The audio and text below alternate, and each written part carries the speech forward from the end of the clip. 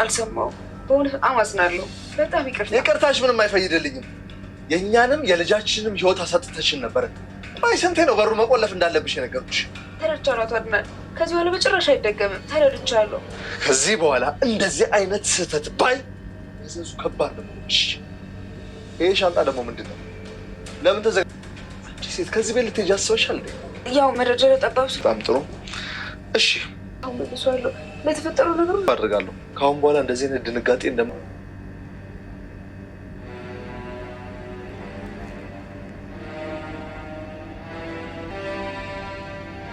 ሚራ ሮቤል በህይወት መኖሩን ስታይ እጅግ በጣም ደንግጣለች። እንግዲህ እነ ሉሃና ደግሞ ለሚራ ይቅርታ አድርገውላት ካለችበት እስር ቤት አስወጥተዋት ይገኛሉ። እና ድናንም እንግዲህ የአንድ የወንድ ልጅ አባት ሆኗል። ሆኖም እንግዲህ የዛን ጊዜ እስር ቤት እንደገቡ ነበር የተጠናቀቀው። የተሻለ ቤት ተከራይተው አሁን የራሳቸውን ህይወት እየመሩ ይገኛሉ። እንግዲህ ሮቤል ሞቶ ነበረ ክፍሉ የተጠናቀቀው።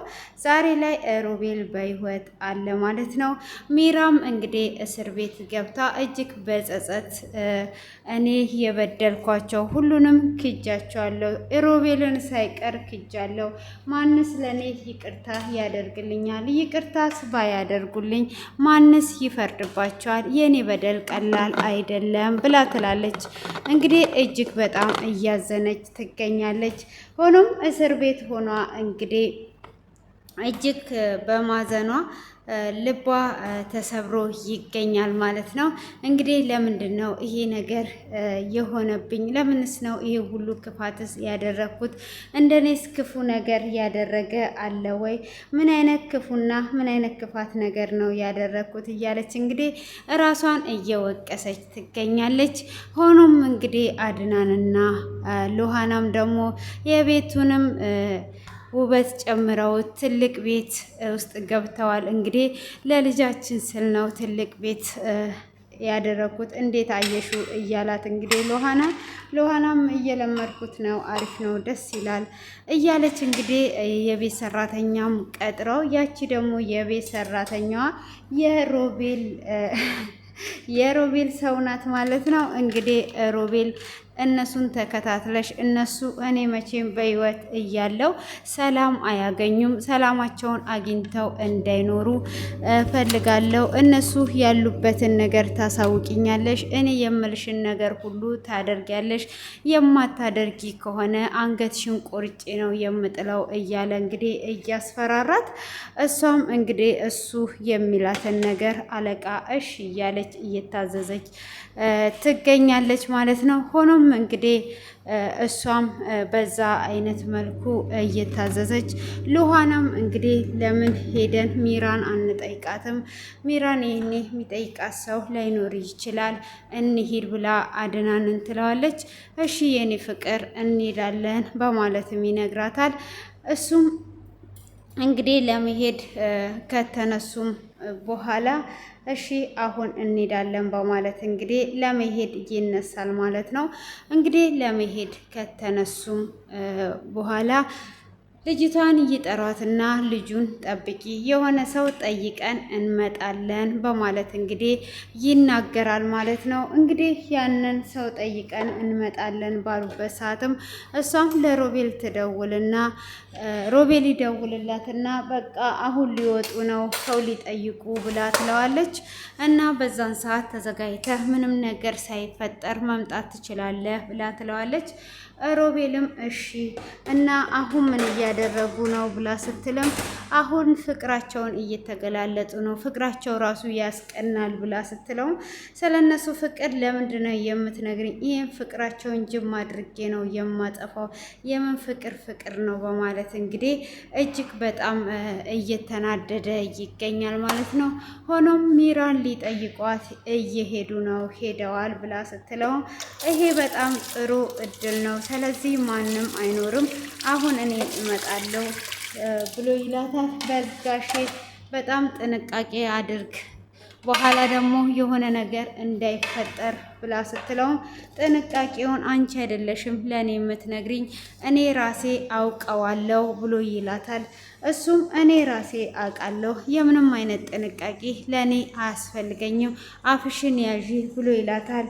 እሱም እንግዲህ እንደዛ በሚላትም ሰዓት ምንድን ነው እሱ ይሄን ያህል ጥንቃቄ ትለዋለች።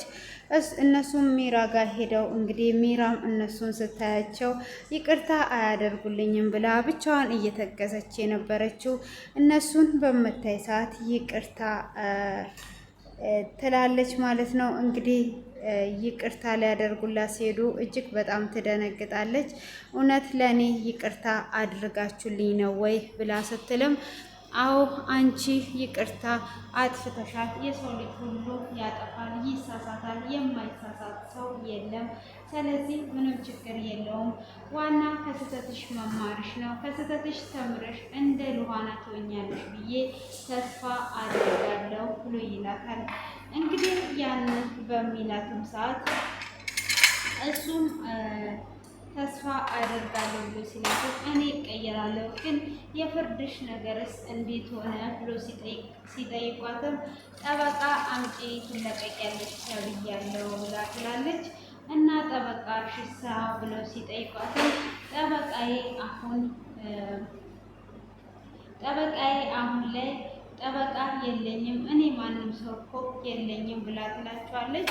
ከዛም በኋላ ምንም ችግር የለውም እኛ ራሱ የጠበቃው ሁሉንም ነገር እኛን ጨርስልሽና ወደ ቤትሽ ትመለሽና አዲስ ህይወት አዲስ ምዕራፍ ትጀምሪያለሽ ብሎ ይሏታል። ከዛም እንግዲህ እሷም ማመን እስኪያቅታት ድረስ እሺ ትላቸዋለች። አድናንም እንግዲህ ሁሉንም ነገር እናስተካክላለን፣ አንቺም እንግዲህ ከጸጸትሽ ተምረሽ መልካም ሰው ትሆኛለሽ እያላት ይገኛል። እነሱም እንግዲህ ሰኞ ዕለት ተመልሰን ሁሉንም ነገር ጨርሰን እንመጣለን ብለዋት ይሄዳሉ። እነሱም ወደ ቤት እየሄዱ ሊደርሱ ሲሉ እንግዲህ ሮቤል ወደ ቤት ለመግባት እየታገለ ነበረ። ልጅቷንም እንግዲህ የህፃኑን ልብስ አዘጋጂ ቦርሳ ውስጥ አድርጊ ብሏት ነበረ። እሷም ህፃኑንም አዘጋጅቷ ቦርሳውንም አዘጋጅቷ እንግዲህ ለመሄድ ተዘጋጅተው ሉሃናና አድናንም ወደ ቤት እየተመለሱ እያለ እንግዲህ ምንድነው በሩን የሚቆረቆረው ምንድነው እሱ ብሎ አድናን ይደነግጣል። እሷም ትደነግጣለች። እሷም አብረ አትሩጥ እያለችው እሱ ግን እየተከተለው እየሮጠ ይሄዳል ማለት ነው። እንግዲህ እየሮጠ እየሄደ እያለ ወይኔ ልጄ ምን ሆኖ ይሆን በማለት እሷም ወደ ቤት ትሮጣለች። እቤትም ከሮጠች በኋላ ሰራተኛዋን እንዴትስ በሩ ክፍት ሆነ? ውጪስ የነበረው ሰውዬ ማን ነው ብላ ስትላትም እኔ በሩን አልከፈትኩም ወይም ክፍት አድርጌ ረስቼ ነው እንጂ ማን እንደሆነ እኔ እንዴት አውቃለሁ? ማንንም አላየውም ብላ ትላታለች። አንቺ ሁል ጊዜም በሩን ዝጊ፣ ተጠንቀቂ እያልኩሽ ነበረ፣ እንዴት እንደዚህ ታደርጊያለሽ? በማለትም እንግዲህ እሷንም ትቆጣታለች። እሷንም በተቆጣቻ ሰዓት እሷም እሺ በቃ ይቅርታ አድርጊልኝ ብላ ትላታለች። በስራሽን ጠንቀቀሽ ስሪ ብላ ትላታለች። ሮቤልም እንግዲህ ፊቱን ሸፍኖ ስለነበረ አድናንም ቢያየው ሊያገኘው አልቻለም ማለት ነው። እንግዲህ ያንን ሊያገኘው ስላልቻለ ምንም ነገር ማድረግ አልቻለም ማለት ነው። እንግዲህ በዛኑ ሰዓት እሱም እየተከተለው ቢሄድም እሱም ባጥል ላይ ዘሎ ይደበቀዋል። እንግዲህ ወደ ቤት ይመለስና ምንድነው በሩንስ ማን ነው ከፍቶ ይተው ምንድነው ብሎ ሉሃናን ይጠይቃታል። ሰራተኛዋ እኮ ናት በሩን ከፍቷ፣ እኔም ተናግሬያታለሁ። ከዛን እንግዲህ እሱም ውስጥ ገብቶ እንዴት ነው በሩን ከፍተሽ የምትተይው? በሩን ከፍተሽ እንዳትተይ ተብለሽ ተነግረሻል አይደለ? በብዙ በተደጋጋሚ ጊዜ ብሎ ይላታል። እሱም እንግዲህ አዎ ብላ ትላለች። ይቅርታ አድርግልኝ በማለት እንግዲህ ይቅርታ ትጠይቃለች ማለት ነው። እንግዲህ ይቅርታ ስትጠይቅም ያንቺ ይቅርታ ምን ያደርግልኛል? አንቺ አርፈሽ ስራሽን ስሪ ብሎ ይላታል። እሷም እንግዲህ እሺ ምንድን ነው እሱ ብላ ስትልም እሷም እሺ ይህንን ነገር አደርጋለሁ፣ አስተካክላለሁ፣ ይቅርታ ያደርጉልኝ ጋሼ፣ እኔ አውቄ አይደለም በማለትም እንግዲህ ትናገራለች ማለት ነው። እሱም እሺ በማለት እንግዲህ ይናገራታል። በጣም እጅግ ተቆጥቶ ወደ ሳሎን ይሄዳል። ከዛን እንግዲህ ይደበቃል ማለት ነው። እሱም ተደብቆ ሳለ እንግዲህ ራሱን እንደ ሳተ ሰው ይደበቃል። እሷም ሰራተኛዋን አድናን የት አለ ብላ ስትላት አድናን አሁን እዚህ ነበረ ብላ ትላታለች። እና አሁን እዚህ ከነበረ የት ሄደ በማለትም እንግዲህ ስትናገር እንግዲህ እኔ እንጃ እሺ አንቺ ልጅ ነው እኔ እፈልገዋለሁ ብላ ስትፈልገው አድናን ራሱን ስቶ ራሱን እንደሳተ ሰው ሆኖ ወድቆ ነበረ። እሷም እጅግ ደንግጧ አድናን ተነሱ እያለች እያለ ሰርፕራይዝ አለ። የምን አይነት ሰርፕራይዝ ነው? እሷም እጅግ በጣም ትናደዳለች። እንዴት እንደዚህ አይነት ሰርፕራይዝ አለ እንዴ? ለምንድን ነው እንደዚህ የምትሆኑ ብላ ስትልም እንግዲህ መልካም ልደት ዛሬ የተወለድሽበት ልደት ቀን ነው። እኔ እኮ ራሴን ሲቼ ነበረ እንደዚህ ያደርገኛል ይሄ እንደውም የምን ልደት ነው ብላ በጣም ትናደዳለች። እሱም ይቅርታ ሲጠይቃት ይሄ ይቅርታ የሚደረግለት አይደለም፣ አሁንም ልጅነት አልለቀቀህም አይደል ብላ ትለዋለች። እሱም እንግዲህ ተደጋግሞ ይቅርታ ይጠይቃትና እሺ ጥሩ ስጦታ ቢኖረኝ ይቅርታ ታደርጊልኛለሽ ወይ ብሎ ይላታል። እሷም አዎ እስኪ ምን አይነት ስጦታ ብላ ትለዋለች። እንግዲህ የአንገት ሐብል ስጦታ ይሰጣታል። እሷም ያንን ስታይ እጅግ በጣም ደስ ብላት እንግዲህ ይቅርታ ታደርግለታለች እና በጣም አመሰግናለሁ፣ በጣም ያምራል፣ በጣም ቆንጆ ነው ስትለው ከአንቺ በላይ ቆንጆ አይደለም፣ አንቺ በጣም ነው የምታምሪው፣ ለአንቺ ይገባሻል፣ ከዚህ በበለጠ ይገባሻል የሚፍቅር ብሎ ይላታል። ከዚህም በኋላ ደግሞ ያለን ህይወት ሳንጨናነቅ ደስተኛ ሆነ እንኖራለን። ከዚህ በኋላ አሁንም ነገር አይኖርም ብሎ ይላታል። እሷም አዎ እኔም አፈቅርሃለሁ ብላ እንግዲህ የምገልጽበት ቃላት የለኝም ብላ ስትለው ይህንን የመሰለ ሰጥተሽኛል አይደለም እንዴ ብሎ ይላታል። እሷም አዎ እኔ ስጦታዬ ልጄ ነው በማለት እንግዲህ ትናገረዋለች ማለት ነው። እንግዲህ ያንን በምትናገርበትም ሰዓት ሁሉንም ነገር እንግዲህ እንደዛ ትናገረዋለች ማለት ነው።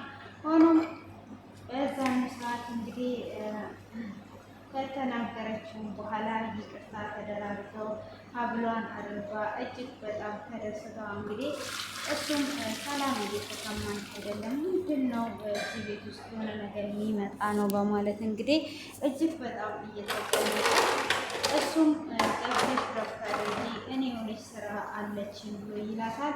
እሷም እሺ እንዳትቆይ ብላ ትሄዳለች። እሱም እንግዲህ እዚህ ቤት ውስጥ ምን ሊካሄድ ነው? የሆነ ነገር ከብዶኛል፣ የሆነ ነገር እየተጠነቀቀብን ነው ያለው እያለ እንግዲህ እየፈራ ይገኛል። እንግዲህ ፍራቸውም ያልቀረ ነገር ሆኖ ተገኝቷል ማለት ነው። እንግዲህ ያንን ፍራቸውን እንግዲህ ምንም ነገር ማድረግ ስለማይቻል እየፈራ ይገኛል ማለት ነው። ሆኖም እሱም እየፈራ ባለበት ምንድን ነው እንደዚህ ያስደነገጠው ነገር እንግዲህ እጅግ በጣም ደንግጦ ነው የሚገኘው። በጣም ነው የሚያሳዝነው ማለት ነው። እንግዲህ እሱም በዚህ አይነት መልኩ በተናገረም ሰዓት ማለት ነው እንግዲህ ልጁን ሮቤል ለመውሰድ እንግዲህ ይመጣል። ከዚህም በኋላ የምን ሰላም ልታገኙ ነው ለማለት ቀስ ብሎ በሩን ከፍቶ ይገባል ማለት ነው። እንግዲህ እሱም በሩን ከፍቶ ከገባ በኋላ ልጅቷ ምን ፈልገ ነው የመጣከው ብላ ትለዋለች። እሱም እንግዲህ በሩን ከፍቶ ከመጣ ምን ፈልገ ነው ካለችውም በኋላ ዝም በይ ያስብላታል። እሷም ዝም እንድትል ካስደረጋትም በኋላ እንግዲህ